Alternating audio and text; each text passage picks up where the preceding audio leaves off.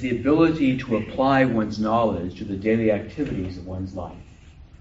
We see this very clearly in Jesus' preaching. He's speaking about something very basic, eating. What things are holy, what things are impure, what things are acceptable, not acceptable. And so he clearly makes an amazing statement for a Jew in first century Palestine. He says, all foods are clean. All foods are okay for eating. You can imagine that really disturbed his listeners who are trained to eat this, not eat this, etc. All the different rules and regulations. St. Paul in his writings, to summarize the understanding of the human person, referred to the inner life with a single metaphor, the heart.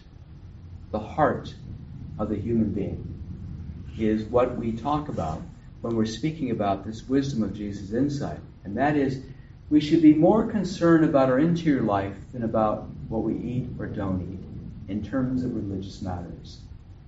Now, today we may say, well, that's pretty obvious. Back then it wasn't. It wasn't at all. So for us today, what might this scripture say to us? I think one thing it can say is to point out that within every one of us, we have the seeds for great and wonderful goodness. Dare I say holiness. But let's face it, we also have within each one of us the seeds of great possibility for evil. And often we can begin to see a little bit rising of that when we get overly angry, frustrated, stressed, tired, etc.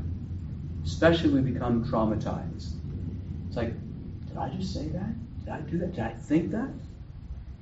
So perhaps a bit of wisdom that we can turn to is the wisdom of the First Nation peoples here in this country. The story about a wise grandfather who had heard before his grandson came home that he got into a fight at school. So Grandpa waited, and he arrived. He said, what happened?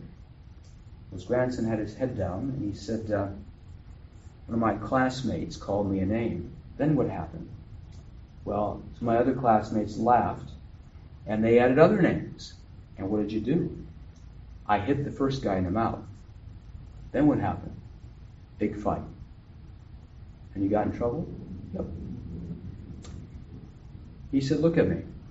He said, this may surprise you, but believe it or not, I do understand what you just shared. He said, when I was your age, I would have done the same thing too. For me, it's kind of like two wolves that are battling inside of me for my attention. One is always encouraging me to do good. The other one's always encouraging me to do bad. And sometimes the bad wolf wins. Other times the good wolf wins. Grandson felt like he was being listened to, and he said, so which one usually wins? And Grandpa smiled and says, the one I choose to feed.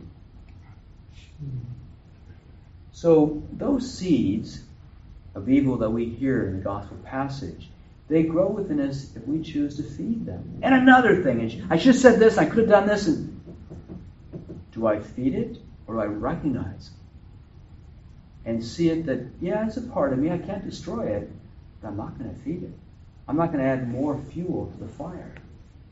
So to release ourselves from the power of the dark elements of our own heart, it's not to deny what's there. It's not in any way to pretend it doesn't exist. Oh, I'm not as bad as she is or he is. Rather to say, Lord, you know my heart. You know it's filled with light and darkness. I give it all to you. Help me just to feed the positive things that will help me to be the best person I can be. In case we've forgotten, remember Paul's great wisdom. Speak only the good things that people need to hear. Meaning, speak the good from your heart, because you end up blessing others, and you in turn are blessed as well.